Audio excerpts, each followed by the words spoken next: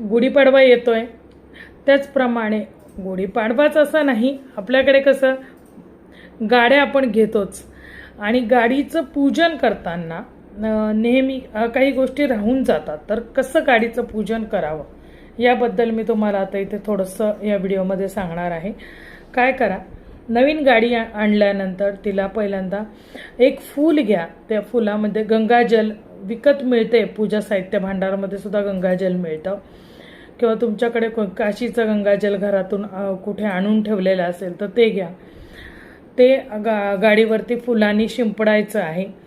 त्यानंतर कुंकामध्ये थोडंसं तूप घालून त्याच्यावरती वाहनावरती तुम्ही स्वस्तिक काढायचं आहे, किंवा ओम काढायचा आहे, किंवा श्री काढायचा आहे, जशी तुमची इच्छा. आणि त्या पद्धतीने तुम्ही त्या गाडीचं पूजन करायचं आहे. हळदी कुंकू म्हणजे कुंकवाचं श्री किंवा स्वस्तिक किंवा ओम काढावा. नंतर नारळ घ्यायचा आहे, तो 7 वेळेला गाडीवरनं गोल फिरवायचा आहे.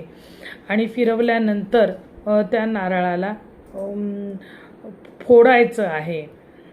आणि मग त्याचं जे पाणी पडतं ते बाहेर शिंपडा, कारण गाडीवर शिंपडलं तर गाडीवरती डाग पडतात. त्यानंतर लिंब घ्यायची आहेत. आता समजा 4 चाकी गाडी असेल तर 4ही चाकांच्या खाली लिंब ठेवायचं आहे. 2 चाकी गाडी असेल बाईक वगैरे तर तिच्या 2ही चाकांच्या खाली लिंब ठेवायचं आहे.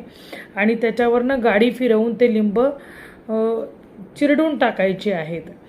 आणि त्याचप्रमाणे म्हणजे जे स्टेअरिंग असतं गाडीचं त्याला सुद्धा लाल पिवळा कलावा जो असतो तो मंत्रवून त्या स्टेअरिंगला बांधायचा आहे.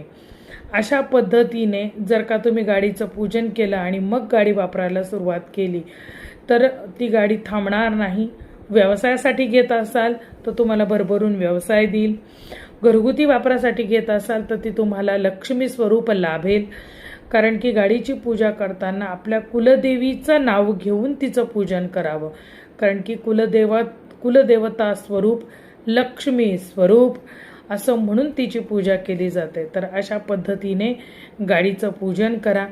गाडीवरती नवीन कोरक वस्त्र घाला, त्याने जेणेकरून वस्त्राने आपल्याकडे मान आहे, पोशाखाला वस्त्राला मान आहे, कारण ती देवी स्वरूप तिची पूजा करतो म्हणून त्या वस्त्राला गाडीवरती घाला. मग ते साडी तुम्ही कुणालाही, तुमच्या एखाद्या वॉचमनच्या बायकोला, घरात कामवाल्या येणाऱ्या बाईला किंवा कुणालाही ज्याला गरज आहे त्याला ती साडी देऊन टाका. अशा पद्धतीनं तुम्ही गाडीचे पूजन करावे. जय भवानी, जय जगदंब.